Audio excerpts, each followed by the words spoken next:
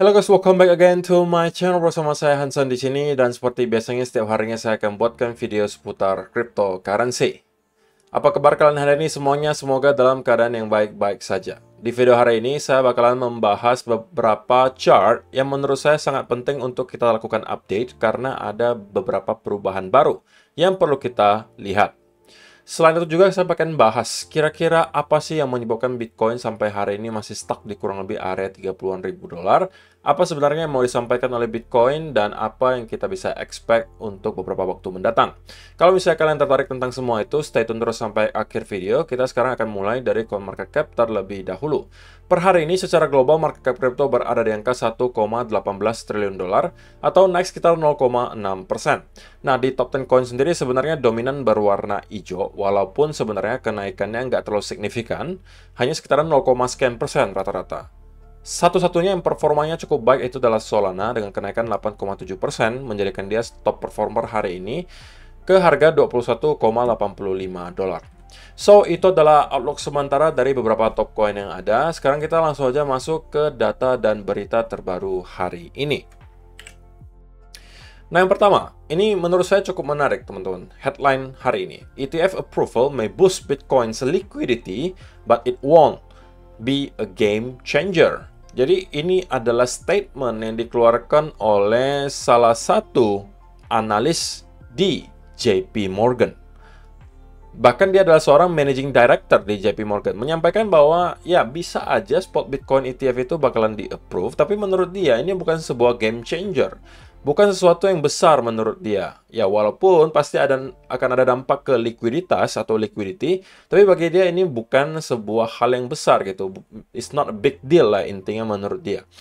Dan bagi saya ini cukup menarik, fascinating gitu. Kenapa? Karena kalau kita lihat, mereka ini masih sepertinya mencoba gitu. Masih sepertinya mencoba untuk membuat kita ketakutan gitu, teman-teman. Walaupun ada berita sepositif apapun, tapi bisa aja mereka membuat seakan-akan, ya oke, tapi nggak terlalu big deal gitu loh. Mereka tuh mau membuat seakan-akan, ya kalian tuh jangan beli dulu deh gitu. Ketika ada FUD kemarin, ya mereka tambah FUD-nya. Ketika lagi nggak ada FUD dan lagi ada berita positif, mereka pelintir menjadi berita yang ya bukan negatif, tapi yang biasa-biasa saja gitu. Dan ini yang perlu kalian perhatikan, teman-teman. Jangan dengarkan apa yang mereka katakan, tapi coba perhatikan apa yang mereka lakukan. Seperti contohnya kemarin di BlackRock gitu. Larry Fink beberapa tahun yang lalu menyampaikan bahwa yang namanya Bitcoin itu cuma tempatnya money laundering atau pencucian uang. Beberapa tahun yang lalu. Tapi apa yang dia lakukan? Tahun ini, dia justru mau mengajukan spot Bitcoin ETF untuk Bitcoin. Apa yang terjadi, teman-teman? Nah, kalau kalian mendengar statementnya Larry Fink beberapa tahun yang lalu, dan kemudian ketakutan untuk membeli pada saat itu hanya karena dia mengatakan bahwa Bitcoin adalah tempat money laundering, ya kalian akan ketinggalan gains yang luar biasa besar. Nah, sama juga di sini gitu. Kita dihadapkan dengan berita yang sangat positif, bahwa akan ada spot Bitcoin ETF yang bisa saja bakalan di-approve. Tapi akan ada aja headline-headline yang mencoba untuk membuat kalian menahan diri untuk tidak membeli, karena semakin lama kita bertahan di area atau harga yang sangat rendah, berarti semakin lama pula waktu mereka untuk bisa melakukan akumulasi. Dan ini datangnya bukan nanggung-nanggung, dari JP Morgan, salah satu managing director-nya. Tapi saya pengen tahu, apakah ada juga sebagian dari kalian yang mempunyai pendapat yang sama dengan siapa namanya? Nikolaos Panigirtjoglou ini. Punya nggak pendapat yang sama? Artinya kalian beranggapan juga bahwa Bitcoin Spot ETF di Amerika Serikat, it's not a big deal gitu. Apakah ada yang berada di kubu itu? Boleh mungkin kasih komentar di kolom komentar di bawah. Itu yang pertama. Nah, yang kedua, ini juga untuk menunjukkan ke teman-teman semua gitu. Sebenarnya kalau kita zoom out, teman-teman, ini data dari tahun 2016 hingga sekarang.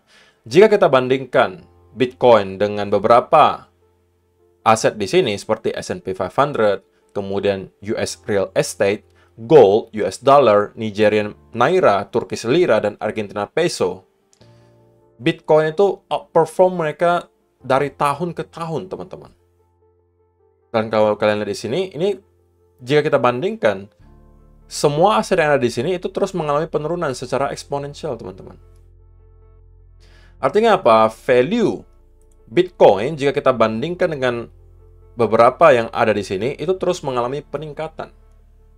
Artinya kalau kalian nge-hold Bitcoin dari tahun 2016 hingga sekarang, maka kalian akan outperform semua orang-orang yang nge-hold beberapa aset di sini, baik itu S&P 500, real estate, gold, US dollar, Nigerian naira, dan seterusnya.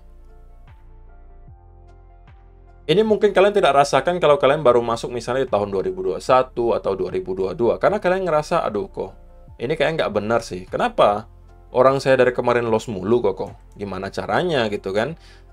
Ya, itu karena kalian masuk di saat yang salah, teman-teman. Kalian masuk di top bull market kemarin. Atau kalian masuk pada saat kita berada di bear market. Ya, wajar saja kalau kalian tidak merasa bahwa Bitcoin performanya tidak sebaik yang saya kira kok. Ya, saya juga setuju kalau misalnya kalian masuknya baru 2021 dan 2022. Atau bahkan baru 2023. Tetapi teman-teman, kalau kita zoom out, kita lihat time frame besarnya, weekly, monthly. Performa Bitcoin itu tidak ada lawan gitu loh. Dalam satu dekade terakhir itu outperform semua aset kelas. Dan kalian sekarang, sekali lagi, berada di cycle yang menurut saya paling mudah untuk menjadi holder. Kenapa? Karena kalian didukung juga oleh para institusi yang juga mau masuk ke Bitcoin. Oke, kalian tervalidasi gitu loh. Bukan cuma kalian aja yang percaya, tetapi ternyata institusi-institusi besar, bank-bank besar, kemudian para pejabat-pejabat yang mungkin kalian kenal, itu sekarang juga banyak yang pro terhadap cryptocurrency, khususnya Bitcoin. Sekali lagi beda cerita dengan cycle-cycle sebelumnya. Pada saat itu, kemungkinan kalian hanya beli Bitcoin dan bisa nge-hold hanya berdasarkan kepercayaan diri kalian sendiri. Walaupun tidak ada salahnya dengan hal tersebut, tapi itu akan jauh lebih sulit daripada kalau misalnya sekarang, di mana kalian juga didukung oleh statement-statement seperti si Larry Fink kemarin yang menyampaikan bahwa Bitcoin itu adalah digital gold gitu.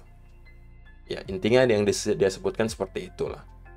Yang artinya Larry Fink awalnya kontra, sekarang sudah menjadi pro gitu.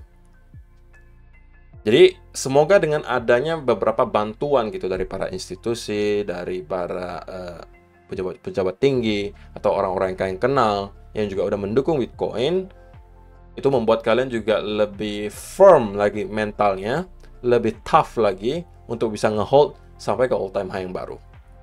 Dan sekali lagi saya sih berdoa mudah-mudahan sebagian besar dari viewer saya itu bisa panen barang saya ketika nanti sudah di all time high yang baru. Oke, so itu adalah beberapa data dan berita hari ini yang pengen saya sampaikan untuk kalian.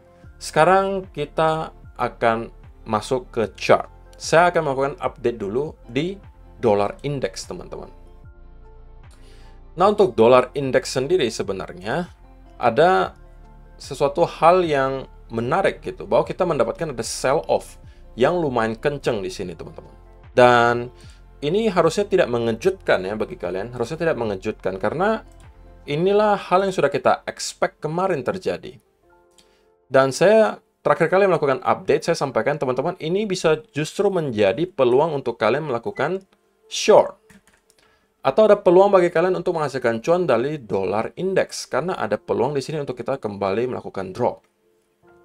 Alasannya sesimpel karena kenaikan yang kita lihat di sini cenderung itu sangat korektif. Dan saya sampaikan kalau misalnya kita breakdown dari trend di sini, maka chance cukup besar bahwa kita akan kembali nge-retest minimal ke area low terakhir. Dan kita akan kemungkinan bisa nyampe ke area major support lagi di angka 101 di sini. Dan sepertinya kita sekarang on the way ke sana. Jadi kalau misalnya kalian sudah sempat masuk ke trade di sini, saran saya sekarang sudah menggeser stop loss-nya ke arah entry. Kalau kalian merasa profitnya sudah cukup, mungkin sudah bisa melakukan take profit juga. Nah, tentunya kita masih akan mendapatkan hadangan utama nanti, teman-teman, di sekitaran area 100 di sini. 100 sampai 101 ini akan menjadi area major support.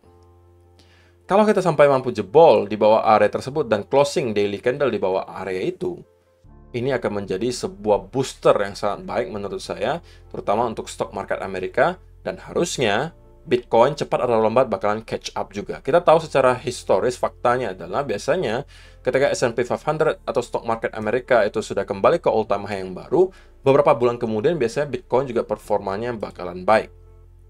Nah, dollar index so far sudah sesuai dengan senario. Nah, apa yang terjadi dengan stock market Amerika? So far juga tidak ada perubahan sama sekali. Kita masih mampu maintain S&P 500 di atas area krusial yang merupakan pertama area horizontal resistance, yang kedua kita juga ada break di atas area golden pocket 0,618 yang sekali lagi menunjukkan ke saya bahwa chance-nya cukup besar sekarang S&P 500 akan bisa nge-retest ke all time high kemarin lagi. Cuma pertanyaannya mungkin apakah kita akan langsung naik ke sana dalam waktu yang singkat atau kita akan mendapatkan 1-2 konsolidasi lagi sebelum kita nyampe ke area tersebut. Tapi untuk sementara saya belum ragu tentang senario di mana kita akan kembali ngeretest ke area all time high atau bahkan nembus di all time high barunya. Bahwa pertanyaannya mungkin kapan. Nah, untuk sementara teman-teman, yang kita lihat di S&P 500 adalah sepertinya bakalan terkonsolidasi. Dan sekali lagi, ini sudah saya sampaikan beberapa kali bahwa ini justru adalah senario paling sehat yang bisa terjadi ke S&P 500 sekarang. Karena kita sudah mengalami rally yang lumayan kencang dari sini. Kalau kalian ukur di sini, kita mengalami kenaikan kurang lebih 16% hanya dalam kurun waktu beberapa bulan, 2-3 bulan. Dan akan sangat make sense kalau kita misalnya 1-2 bulan terkonsolidasi sebelum pada akhirnya kita akan kembali naik ke atas. Nah, Nasdaq juga sama, kita juga belum ada melihat sebuah indikasi buruk yang terjadi. Ya, walaupun kita sekarang juga sepertinya bakalan mendapatkan konsolidasi. Tapi sekali lagi teman-teman, jika beberapa hal ini terjadi, alias kita melihat konsolidasi di S&P 500 maupun Nasdaq, ini juga lagi-lagi bisa menjadi peluang bagi kalian untuk mendapatkan setup. Tetapi tentunya, sekali lagi kalian juga tidak akan bisa manfaatkan kesempatan ini seperti yang kita juga lihat di dollar index kemarin, kalau misalnya teman-teman tidak punya sebuah akun di broker yang bisa trading di semua aset kelas. Maka saya sering sampaikan ke teman-teman mungkin bisa mencoba untuk trading di salah satu platform yang juga saya sering pakai, yaitu adalah MiTrade. Karena di sini teman-teman akan bisa trading di semua aset kelas. Kalau misalnya kalian perhatikan di sini, dia menyediakan fitur untuk trading di forex, bisa di komoditas, saham, indeks maupun kripto. Nah, untuk beberapa yang kita bahas barusan, itu semuanya termasuk dalam indeks, baik itu dollar index, Nasdaq, S&P 500 itu masuk ke dalam indeks semuanya. Dan semua itu akan bisa kalian manfaatkan di sini, teman-teman. Kalau misalnya kalian mau US dollar index, kalian tinggal search saja di sini dollar index. Nah, ini akan keluar. Atau kalian maunya Nasdaq, NQ, ini juga harusnya Nasdaq, Oke, Nas 100.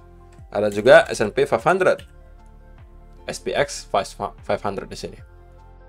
Jadi kalian bisa langsung aja manfaatkan semua peluang yang ada dengan satu platform ini. Baik kalau misalnya kamu mau trade crypto pun di sini juga disediakan gitu. Nah, di sini metode untuk melakukan withdraw dan juga depositnya itu sangat banyak, jadi tidak usah khawatir. Depositnya pun hanya minimal $50 saja. Kalau misalnya teman-teman baru pengen mencoba platformnya, silakan saja. Link pendaftarannya sudah ada saya sediakan di kolom description box di bawah. Jadi tunggu apa lagi kalau misalnya kalian tidak mau ketinggalan setup-setup berikutnya.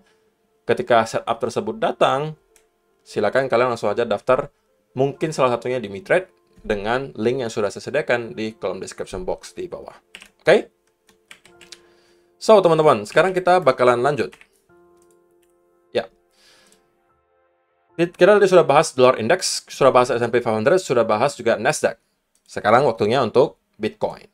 Ya kan? Waktunya untuk Bitcoin. Nah, ada satu hal juga teman-teman yang saya sampaikan di awal video tadi mau saya bahas adalah kenapa sih kita melihat Bitcoin itu sepertinya kesulitan gitu untuk mampu break di atas area 30.000. Ya, kalau misalnya penjelasan simpelnya, kita tahu bahwa memang area 30 ribuan dolar sebelumnya selalu menjadi area major support teman-teman. Dan bahkan ini kita bisa katakan sebagai area paling kuat di antara yang lainnya kalau kita perhatikan di sini. Paling kuat itu area 30.000 dolar. Sehingga ketika kita breakdown dan kita kembali nge-retest ke area tersebut, kita sudah pasti akan ketemu dengan yang namanya major resistance. Karena kita sudah flip dari area support menjadi resistance. Nah, hal ini juga bukan baru terjadi kali ini, teman-teman. Kalau kita cek di cycle-cycle sebelumnya, maka kalian akan temukan hal yang juga serupa. Jika kita cek di cycle tahun 2017 hingga 2019 di sini, kalian akan lihat juga bahwa pada saat itu area yang sangat krusial itu adalah di sini, sudah jelas teman-teman. area dari 6.000 dolar sampai ke area 5.500. Ini adalah area yang selalu menjadi major support. Berkali-kali kita mencoba untuk break, namun tidak berhasil, sampai pada akhirnya kita jebol dan membuat yang namanya fase kapitulasi. Nah, tetapi apa yang terjadi kemudian berikutnya ketika kita sudah masuk ke fase awal bull market? Ketika kita kembali ke area 5.500 sampai ke area 6.000, kita juga kesulitan. Nah, kita perlu waktu, kalau kalian lihat dari April sampai bulan Mei, teman-teman. Oke? Kurang lebih 1-2 bulan terkonsolidasi sebelum pada akhirnya kita mampu break di atas area tersebut. Oke?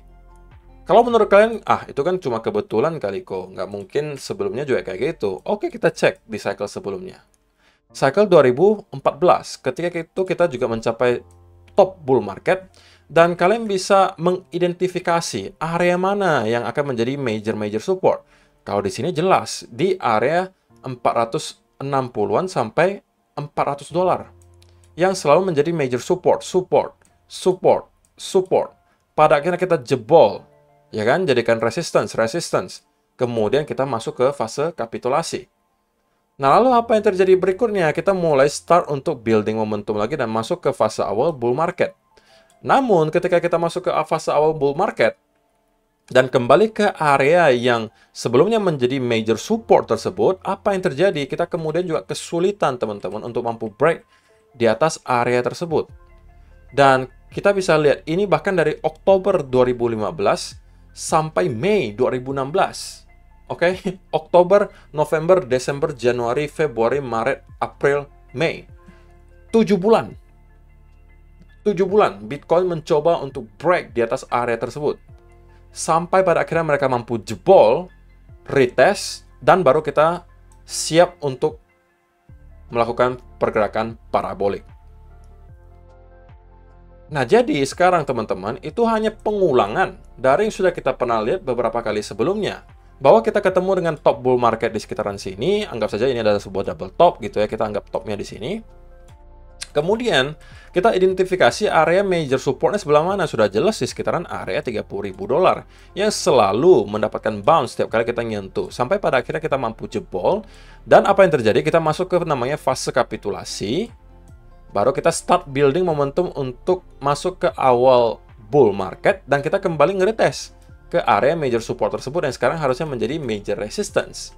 Nah, sehingga kita juga nggak bisa expect kali ini Bitcoin akan dengan mudah breakout di atas area tersebut. Bahkan, sekalipun kita terkonsolidasi sampai berbulan-bulan di sini, itu adalah hal yang wajar, teman-teman. Dan kalian harus siap dengan hal tersebut. Kalau kalian ukur sekarang, kita baru dari bulan April hingga bulan Juli. April, Mei, Juni, Juli. Kurang lebih 4 bulan gitu. Kalau masih 2-3 bulan lagi, yaitu bukan hal baru harusnya. Karena di cycle 2013 kita juga melalui hal yang sama, teman-teman.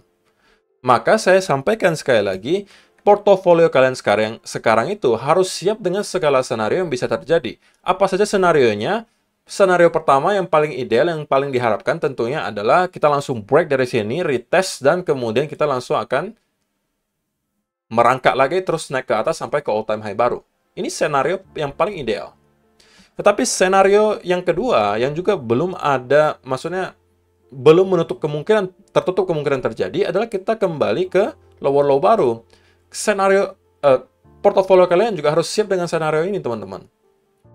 Oke, portofolio kalian juga harus siap dengan senario ini di mana kita akan membuat lower low baru lagi, bukan yang berarti ini adalah sebuah relief rally gitu. Atau senario ketiganya, kita akan cenderung sideways berbulan-bulan di sini sebelum pada akhirnya kita mampu breakout di atas area tersebut. Oke? Nah, kalau portofolio kalian tidak siap dengan salah satu senario yang tadi saya sebutkan, maka harus ada perubahan yang kalian lakukan di portofolio kalian. Karena kalau tidak kalian lakukan, tidak kalian ubah, maka kalian kemungkinan besar akan melakukan keputusan berdasarkan emosi kalian. Jadi, itu adalah hal yang tidak baik untuk kalian lakukan. Tapi untuk sementara, menurut saya probability-nya masih lebih tinggi adalah kita sudah ketemu dengan bottom, dan hanya 2 senario yang bisa aja kita lihat kali ini, yaitu adalah kita break kemudian retest dari sini, atau kita masih akan sideways berbulan-bulan di sini, sebelum pada akhirnya kita akan breakout ke atas. Oke? So, itu adalah untuk time frame yang besar dan alasan kenapa menurut saya, bukan menurut saya, tapi kenapa Bitcoin itu masih terlihat kesulitan gitu untuk break di atas area 30-an ribu. Mudah-mudahan penjelasan saya cukup jelas dan make sense untuk kalian. Oke? Nah, sekarang kita masuk ke time frame yang kecil, teman-teman, di 1 hour chart. Sebenarnya tidak banyak perubahan yang bisa saya bawakan di sini, karena untuk sementara pergerakannya masih sama saja dengan yang kita kemarin lihat, bahwa Bitcoin masih saya kategorikan breakdown dari area trennya di sini, dan sekarang lagi mencoba untuk melakukan retest. Sekali lagi teman-teman, saya sekarang tidak sedang mencoba untuk mencari peluang untuk short. Saya lebih fokus sekarang untuk mencari peluang untuk long. Alasannya sesimpel karena bagi saya peluang long itu akan menghasilkan risk and reward yang jauh lebih baik daripada saya mencoba untuk melakukan short di sini. Nah, area yang saya tunggu di mana? Saya sudah sampaikan juga di video kemarin bahwa area yang saya tunggu itu adalah area Fibonacci 0,382 di sini. Area ya teman-teman, tidak harus persis nyampe, tapi ini adalah sebuah area.